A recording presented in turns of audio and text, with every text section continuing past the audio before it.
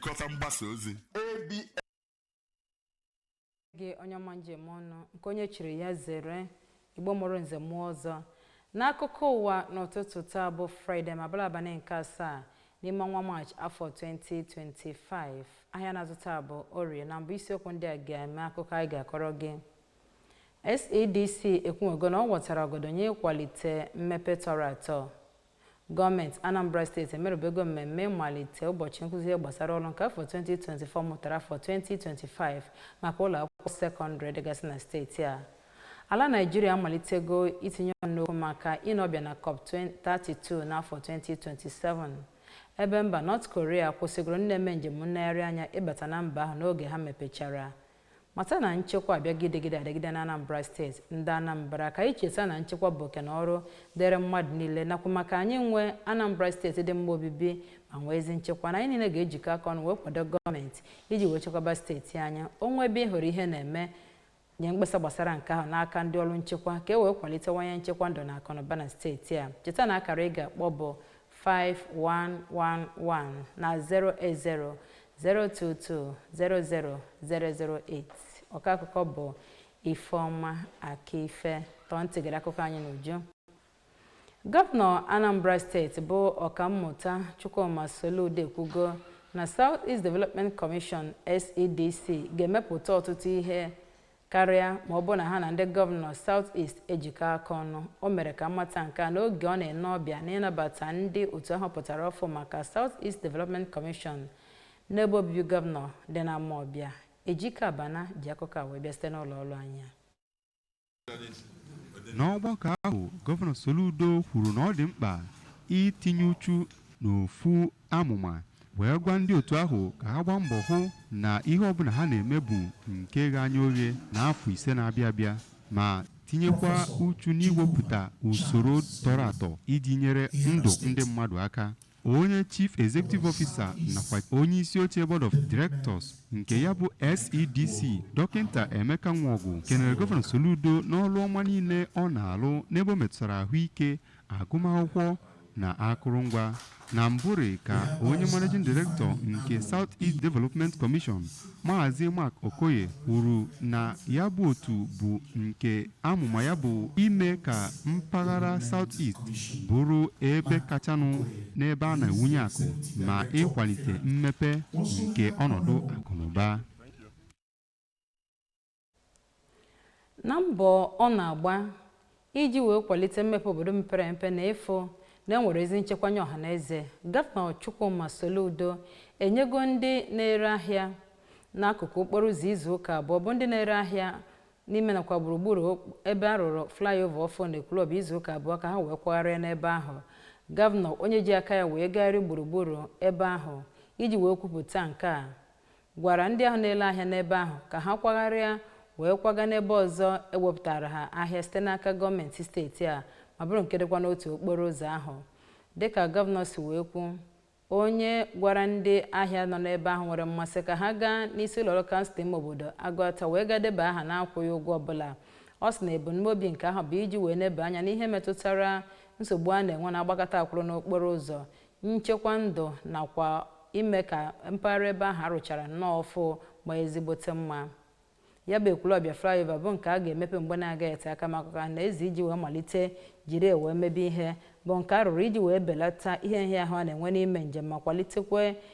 ị na-eme njem na-enweghị ogbochi n'ebe ahụ ndị mmadụ na-abawanye aka ọkụ. Ka o si na dị, ọnọdụ ndị a na-akpọsacha ha n'okporo ụzọ ahụ bụ nke mere ka ọtụtụ ndị mmadụ nakwa ndị na-anya ihe ọnyịnya bụrụ ndị malitere ikwu okwu banyere ya bụ nke kpatara eji wee kpọba oku ka akwagharịra ha ọnọdụ ozigbo. Gọvanọ mere ka amata na naanị gọọmenti agaghị ekwe ka ọmarịcha ihe arụrụ n'ebe ahụ bụrụ nke ndị na-ere ahịa na-enweta nkwado ga-emebi ma bụrụkwa nke na-eweta nnukwute mmaja nye nchekwa ndụ ndị mmadụ ma bụrụkwa nke na-akwado ọmarịcha ọrụ ahụ arụrụ. N'oge ọ gara ya bụ njem, gọvanọ mere ka amata na gọọmenti steeti a gbatara ọgọdọ ịkwado ọnọdụ azụmahịa ma mee ka amata na a ga-eburugoro ụzọ gbado anya n'ime ihe n'usoro iwu. Ndị ọrụ steeti a ka a hụrụ ka ha na-alụ ọrụ na mmụ iji wee fụ na ọ ga-adị mfe ịhazigharịrị ndị ahịa ahụ ọnọdụ wee gaa n'ebe ahụ ewepụtara ha ebe ha ga-anọzi na-ere ahịa. ụlọọrụ National Agency for Food and Drug Administration and Control NAFDAC bụ ụlọọrụ na-ahụ maka ihe gbasara erimeri na ọgwụ ekwugo na ọ chọpụtara egbe nakwa mgba egbe dịgasị iche iche, mma nakwa ajọ ngwa ọgụ ndị ọzọ bụ nke adọjuru n'otu igbe enweghị ike ịkọwa onye nwe ya na ya bụ ahịa dị n'isi akwa mmiri dị n'Ọnịcha. Ya bụ agency site n'aka ndị ọrụ nchekwa ha chọpụtara ngwa ọgụ ndị a jọgburu onwe ya na nje adọbara n'ime otu n'ime igbe kọntena bụ nke ejidere site n'aka ndị ụlọọrụ ahụ, ma bụrụ nke e kwuru na ọgwụ adịgboroja juru na ya, na ebe agha na-aga n'iru ugbu a na-ebu megide ọgwụ adịgboroja n'ahịa dịgasị iche iche gburugburu ala Naịjirịa. Chibụzọ Obidike gara n'ebe ahụ ma wetara anyị akụkọ ka abịa ihe si wee mee. Gwa ndị nta akụkọ okwu onye Director General nke NAFDAC Ọkammụta Mojisola Adeyeye kwuru na ha bịara na ya bụ ahịa n'ụbọchị Wednesday iji wee gaa n'iru na-ebupụ ngwongwo kọntena ahịa ọgwụ dị na ya. Emechaziri ha gaa ebe ọzọ n'ihi na akpọrọ ha wee bịakwa ịbịa meghachi nyocha ahụ. Ọkammụta Adeyeye kwuru na onye anọchiri anya site n'aka Dọkịta Martins Iluyomade kwuru na ndị ọrụ nchekwa ha akwụsịra ụfọdụ ndị mmadụ chọrọ ka ha were ụzọ ike wee banye n'ime ahịa ahụ bụ nke akpọchichere akpọchi ma jidekwa ndị kpara nkata. Dịka o si kọwaa, ya bụ ụlọ ọrụ NAFDAC bụ ndị bugoro ngwongwo kọntena ruru 50 nke sitere na steeti Abia nakwa Anambra buga ya ebe nwere ezi nchekwa ebe a ga-anọ nyocha ya nke ọma. Ya bụ onye isi ndị NAFDAC kwuru na akụkụ ahịa ahụ ndị ụfọdụ bụ nke a ga-emepe n'izu ụka iji wee gbochie ụmụ akwụkwọ Anambra steeti ka ha ghara ị na-ezute ihe nhịahụ na ndụ abụ nke sitere n'etu ha esi wee họrọ ọrụ kwesịrị ekwesị. Gọọmenti Anambra steeti site n'aka ụlọọrụ Post Primary School Service Commission nakwa ụlọọrụ Anambra State Universal Basic Education Board emeribego mmemme ịkụzi ihe gbasara ọrụ mmadụ ga-arụ nke afọ 2024 mụpụtara afọ 2025 maka ụlọ akwụkwọ sekọndịrị gasị. Queen Anịgbọgụ gara ebe mmemme ma wetara anyị akụkọ ka o si gaa na Capital City Secondary School Ọka, ma bụrụ nke o kwuru na ụmụ akwụkwọ, ndị nkụzi, ndị prịnsịpal nakwa ndị ọrụ ihe gbasara mmụta dị n'aka bịa gbadoro. Kere ka o si wee kọọ ya bụ ihe. Mgbe ọ na-agbape ọgbakọ ahụ, onye isi ụlọ ọrụ PPSSC Ọka Ọkammụta Nkechi Ikedugwu kwuru na ọgbakọ ahụ bụ ichetara ha mba pụrụ iche agụmakwụkwọ dị n'ịhazi echiche ụmụaka, wee kwukwa na ọ dị mkpa iwepụta ebe kwesịrị ekwesị maka ụmụaka na-agụ akwụkwọ na steeti a iji wee tozu etozu wee nwekwa ike wee tụnye oke ha na mmepe obodo. Na nkụzi ya, onye isi ụlọ ọrụ ASUBEB bụ Dọkịta Vera Nwadinobi kwuru na isiokwu ọgbakọ ahụ bụ nke kwesịrị ekwesị n'ebe ụmụ akwụkwọ dị, nke gakwara n'iru ịbụ ebumnuche Gọvanọ Chukwuma Soludo gbasara ndị mmadụ ị na-achị azụ n'otu esi emebe ihe. Onye isi ụlọ akwụkwọ Capital City Secondary School Ọka bụ Oriakụ Amaka Anekwe kwukwara na ọgbakọ nkụzi ahụ nyekwara ụmụ akwụkwọ ohere ịmụta ihe ga-enyere ha aka maka ọdịnihu ha. Otu ndị okenye akpọrọ Elders in Council nke Ogbuikpele Community na kansụl ime obodo Ọgbaru akpọkuola gọọmenti Anambra steeti si aka ọ gbatara ha ọsọ enyemaka n'ụzọ jọgburu onwe ya na njọ nke ụlọọrụ Sterling Exploration and Energy Production Company SIPCO Limited ji wee na-alụ ọrụ n'obodo ha iji wee gbochie ịghasa ezigbote udo enwere na ya bụ obodo nakwa na steeti a. Ndị okenye a bụ ndị nupụtara nnọọ n'igwe ha na ndị ọzọ n'elu n'okwu n'oge nzukọ ha na ndị SIPCO nwere na ụlọọrụ kọmishọna na-ahụ maka akọrọngwa patrol na ihe a na-ebute na Barrister Anthony Ifeanya sịrị na ụlọọrụ SIPCO kwesịrị ka ha sọpụrụ iwu nke ala Naịjirịa, ọkachasị n'ihe gbasara ịhazi ezi mmekọrịta dị n'etiti obodo ha na be ha alụ ọrụ. Nke a bụ nke sitere n'akwụkwọ ozi nke a kpọrọ ịkpachi anya wee na-enupụ isi na nkwekọrịta iji wee mezuo ebumnobi GMOU ha na ndị obodo ahụ nwere na ọkpụkpọ oku ka amara ihe a ga-eme, bụ nke edegara ndị SIPCO site n'aka ndị Ogbuikpele Community ma bụrụ nke ezigara Kọmishọna Ifeanya. N'okwu ya site n'aka onye ọkaiwu na-ekpe ọnụ bụ Barrister Austin Igbapike, ndị Elders in Council bụ ndị okenye nke Ogbuikpele Community mere ka amata na ha bịara iji wee kpọọ oku ka a kọwara ihe gbasara ego dịgasị iche iche ndị SIPCO sị na ha kwụnyere ndị obodo ahụ nakwa na akpa ego ha kwụnyere ya n'ụlọ akụ nakwa ime ngwa ngwa wee mee nhọpụta onye President General ọfụ maka obodo ahụ, n'ihi na oge onye PG nke ikpeazụ ga-anọ bụ nke bịara na njedebe kamgbe afọ 4 gara aga, n'oge ha na-egosipụta njikere ha dị inwe mkparịta ụka na ịchọ udo ga-atọ atọ kpatara ha ji wee bịa ya bụ njem. Ndị Ogbuikpele Community nọrọ nnọọ wee were onu zuru oke wee kpọọ oku ka a na-ebikọrịta n'udo maka iji wee nwee ezigbote nchekwa anaghị ehi mmiri. N'okwu ya, otu onye nnọchite SIPCO Maazị Amaechi Aneke, onye gbarụrụ ihu n'ihe ọ kọwara dịka ndị abụghịzi ezi ndị nnọchite sitere Ogbuikpele Community, mere ka amata na ụlọọrụ SIPCO kwụrụ obodo ahụ ụgwọ n'afọ 2022 na afọ 2023 nakwa na ha esitego na Global Memorandum of Understanding GMOU wee banyezie na Petroleum Industrial Act PIA. N'oge ọ na-ekpupe ihe dịgasị iche iche ha rụgoro akpọrọ Corporate Social Responsibility CSR nye obodo ahụ, Maazị Aneke doro ndị Ogbuikpele Community ọdụ ka ha bịakọta ọnụ ma zere ikewasị onwe ha ekewasị, ma kwee nkwa na ụlọọrụ SIPCO ekpebigo iguzobe ezi mmekọrịta iji wee fụ na ekepụtara ezigbote ọnọdụ ọrụ maka ịkwalite mmepe. Na mkpebi ya, Barrister Ifeanya, onye kwuru okwu site n'aka nnukwu onye odeakawo na ministri ha bụ Odoziakụ Nkiru Nwankwọ, kwere nkwa na a ga-eme nnyocha zuru oke na ya bụ okwu. Ọ kpọkụziri ndị ụlọọrụ SIPCO ka ha wetara ya bụ ministri ihe niile gbasara ụgwọ ahụ ha sị na ha kwụrụ ndị Ogbuikpele, gụnyere ego one ha kwụrụ nakwa ebe depụtara aha obodo dịgasị iche iche, ụgwọ dịgasị iche iche ha kwụnyere ndị obodo ahụ. Ala Naịjirịa amalitego ịkpa alo maka mbọ ọ na-agba inweta ohere ịnọ ọbịa na agba nke 32 nke Conference of Parties akpọrọ COP32 n'afọ 2027. Ya bụ amụma bịara dịka Afrịka bụ ndị ewepụtara dịka ndị ji njikere ine mba ụwa ọbịa na nzukọ mgbanwe ihu igwe n'ime afọ abụọ sitere n'etu Ijipt si wee n'ọbịa na COP27 n'afọ 2022. Ya bụ ịkpa alo bụ nke nwetara nkwado site na ngwụcha nke Simon Steele, nnukwu onye odeakawo nke United Nations Framework Convention n'ihe gbasara mgbanwe ihu igwe UNFCCC, bụ onye bịara njem abalị anọ na Naịjirịa.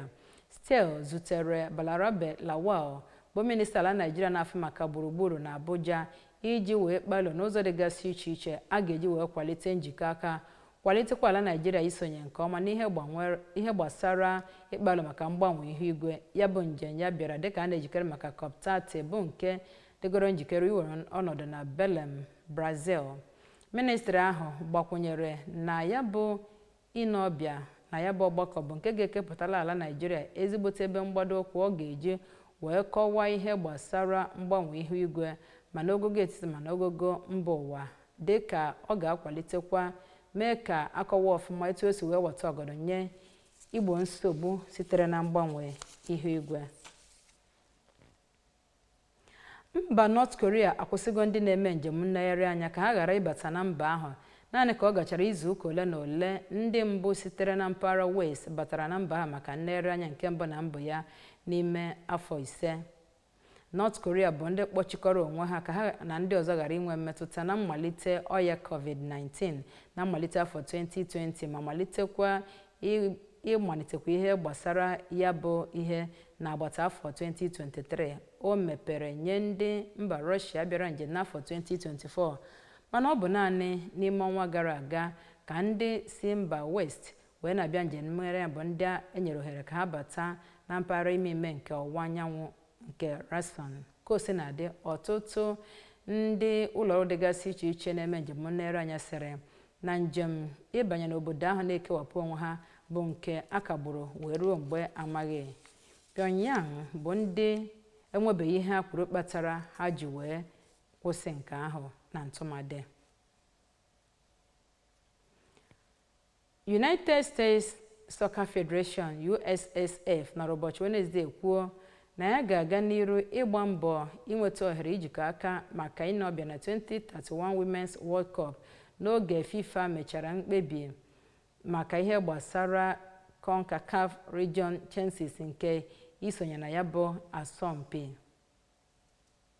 USSF mere ka amata na nkenke okwu o kwuru na ọ mara amụma imezu ya bụ usoro ịnọbịa na ịzọ iko ụmụ nwaanyị nke mba ụwa nke afọ 2031 na njikọ aka CONCACAF Regional Federation nakwa ndị otu ya. United States na Mexico anọrọla na mbụ ma amụma inweta ohere maka ile ya bụ ọbịa na ịzọ iko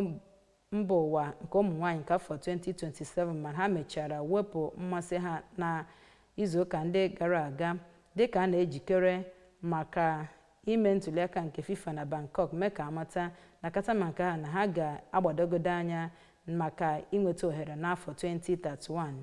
Otu njikọ aka nke mba US bụ nke ga-ezute nnukwute sekọrịta mpiko sinadị dịka ma South Africa na Morocco bụ ndị nọ n'ogogo nke isokwa wee zọọ ya bụ ọkwa n'afọ 2031. FIFA mere ka amata na vootu ahụ bụ nke ga-ekpebi ma ya bụ asọmpi nke afọ 2031 a ga-ewere ọnọdụ na agba nke 76 nke FIFA Congress dịka a na-ejikere maka ịzọ iko mba ụwa nke afọ 2026. Cheta na ị nwere ike isonyere ABS n'akụkọ nakwa ihe mmemme ndị ọzọ anyị na-eme ebe ọ bụla ị nọ n'ụwa site n'ịbanye na Facebook page anyị na Anambra Broadcasting Service. Sonyere anyị na YouTube na ABS Television Ọka. Sonyere anyị na X na ABS Radio TV nakwa Instagram na ABS Radio TV. Enwekwara ike ịbanye na webụsaịtị anyị na www.absradiotv.com. Gị nwekwazie isiokwu mere akụkọ anyị kọrọ gị na SEDC ekwugo na ya gbọtara ọgọdọ nye ịkwalite mmepe ga-atọ atọ. Gọọmenti Anambra Steeti emerụbego mmemme ịmalite Career Day nke afọ 2024 mụpụtara afọ 2025 maka ụlọ mmụta sekọndịrị gasị. Ala Naịjirịa amalitego ịkpa alụ maka ịnọ ọbịa na COP32 n'afọ 2027. Na mba ofesi, North Korea akwụsịgo ndị na-eme njem nlegharị anya ịbata na mba ahụ ka ọ gachara izuụka ole na ole o ji wee mepekwa ọnụ ụzọ ya.